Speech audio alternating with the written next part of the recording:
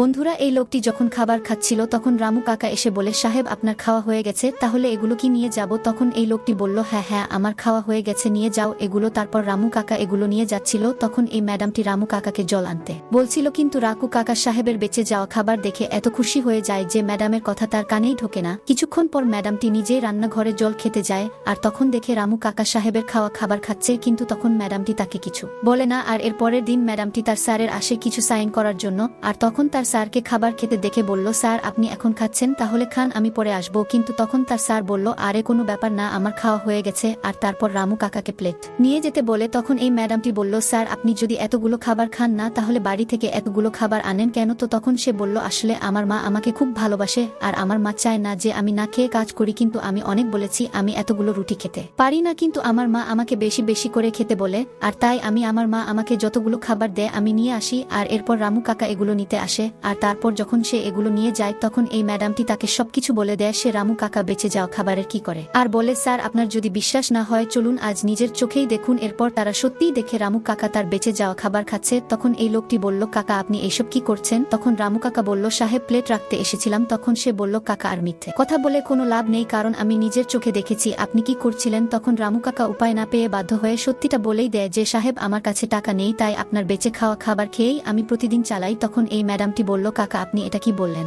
আপনাকে তো প্রতি মাসে স্যালারি দেওয়া হয়, সেগুলো কি করেন? তখন সে বলল, আসলে আমি সব স্যালারি গ্রামে পাঠিয়ে দেই, আসলে আমাদের খুব অভাবী সংসার, আর গ্রামের বাড়িতে আমার বউ আছে, ছেলে আছে, আর আমার ছেলের পড়াশোনার মধ্যেই আমার অনেক টাকা চলে যায়, আর আমি খালি 1000 টাকা হাতে রাখি, আর তার মধ্যে 500 টাকা ঘর ভাড়া দেই, আর 500 টাকা দিয়ে আমি কোনো রকম করে চলি, আর খাবারটা আপনি সাহেবের খাওয়া খাবারই খেয়ে ফেলি। তারপর এই লোকটি বলল, রামু কাকা আমি সব বুঝে গেছি, আমি আজ থেকে আপনার স্যালারি বাড়িয়ে দিচ্ছি, কারণ দেখেন এই দেশের মধ্যে অনেক মানুষ না খেয়েই থাকে, তাদের এক বেলার খাওয়া হয় তো এক বেলার হয় না, কিন্তু আমার কোম্পানি এত বড় না যে আমি সবার সাহায্য করতে পারি, কিন্তু এতটুকু তো করতেই পারি যে যারা আমার কোম্পানি কাজ করে তাদের জন্য কিছু করতে পারি। আমি ভেবে নিয়েছি আগামী কাল থেকে আমি 2টো টিফিন আনবো, একটি আপনার জন্য আর একটি আমার জন্য। তো এরপর রামু কাকা অনেক খুশি হয়ে যায়, আর সে হাত জোট করে বলে, সাহেব আপনাকে আমি ধন্যবাদ দিলেও কম, বলে আপনি যে আমি কি করে ধন্যবাদ জানাবা আমি বলতেই পারছি না, খালি এটাই বলতে চাই যে আপনার মতো ভালো মানুষ এই পৃথিবীতে আরো জন্মাক। তো বন্ধুরা আপনারা তো আর তাকে ধন্যবাদ জানাতে পারবেন না, পারলে একটা লাইক করে দিবেন।